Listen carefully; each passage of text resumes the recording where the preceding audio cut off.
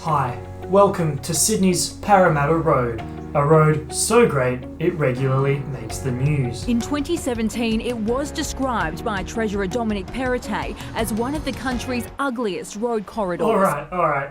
Let's stop that clip and see what a local bear has to say.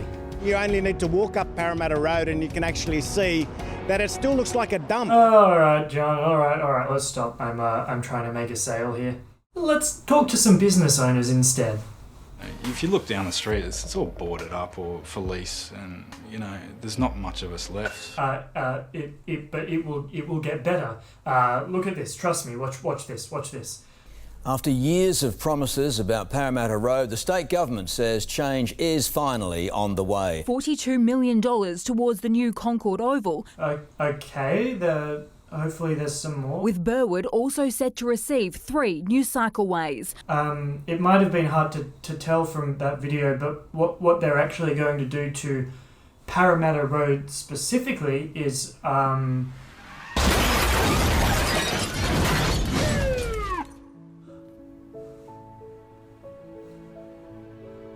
Where am I? Who are you? You're dead, and I'm you. But not a real estate agent. In the alternate dimension that I'm from, we fixed Parramatta Road. It's really good now. Even the Burwood mayor likes it. How? How did you do that? It's impossible. I'll get to that. But to tell you that story, I need to tell you this story. You're stuck in Maryland in the middle of the night. Your car's broken down, you're looking for a fight. Ringing NRMA, about to explode. They refuse to drive out to Parramatta Road. Oh, hello. I didn't see you there.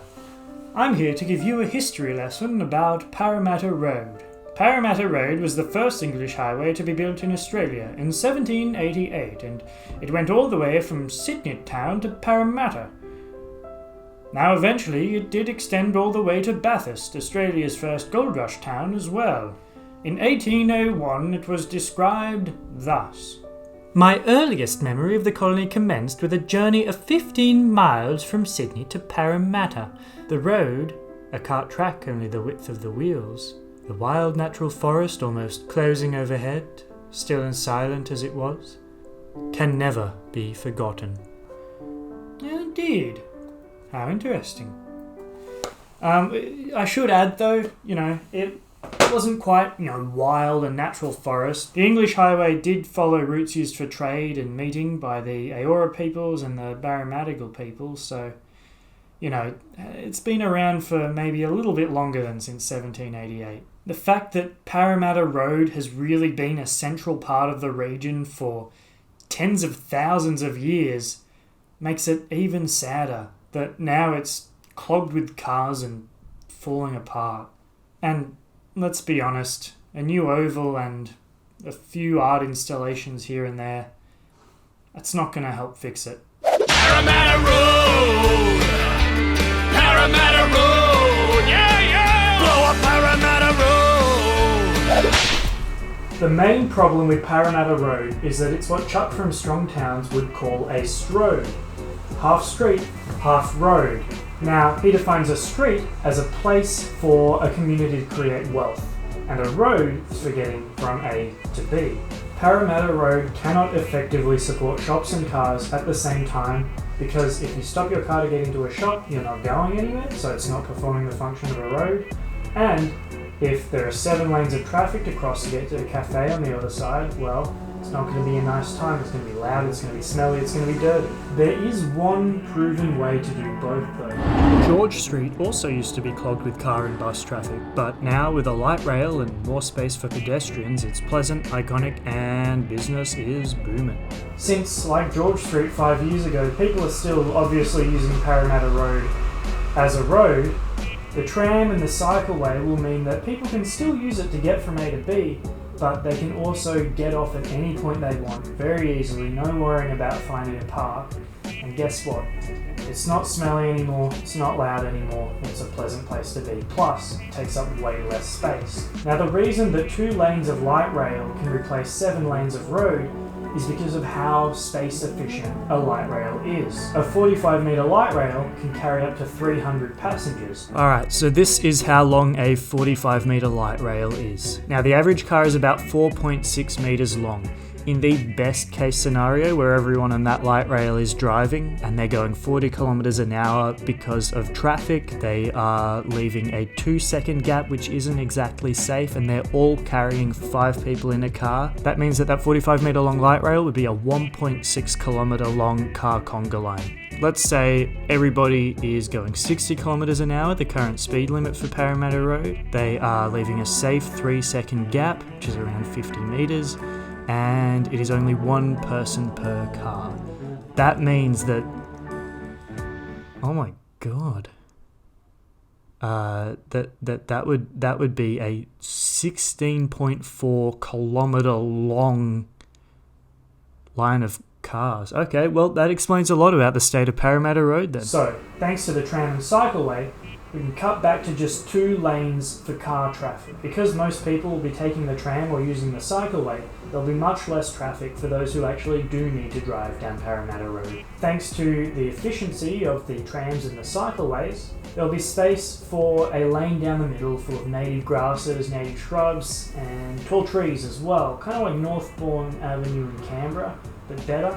That will restore that unforgettable feeling of the canopy closing overhead. Connecting streets can be turned into cul-de-sac or shared zones like Renwick Street has been.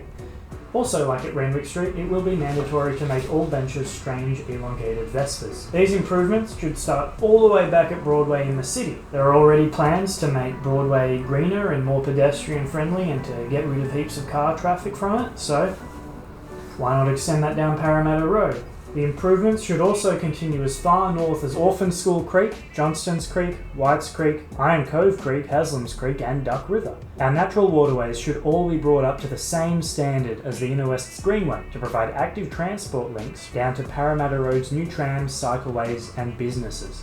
All these changes must be done together though. The reason for congestion along Parramatta Road isn't just because cars, which currently go down there, are an inefficient mode of transport. Congestion is not just about road capacity. Congestion is also about unmet demand.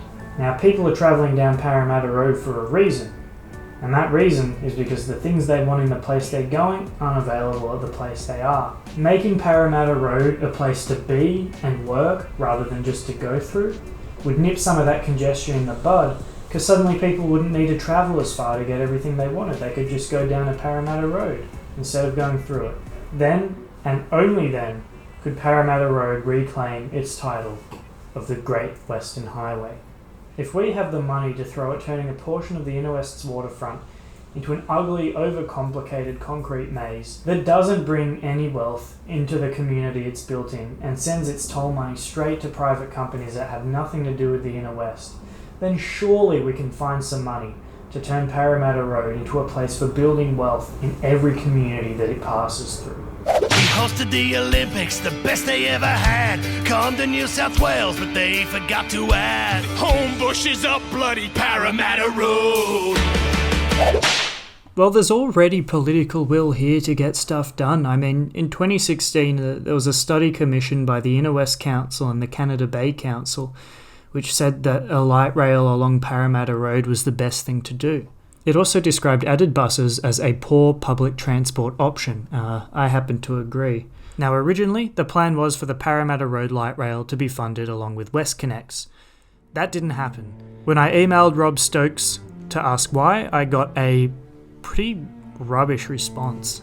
They said that after investigating a range of transport options, including bus and light rail for Parramatta Road, they decided to add a few bus stops and call it sustainable because maybe in a few years the buses would be electric. Now, that doesn't even stick to their own stated values mentioned in their Transport 2056 report, which says that they want to make successful places to create a strong economy.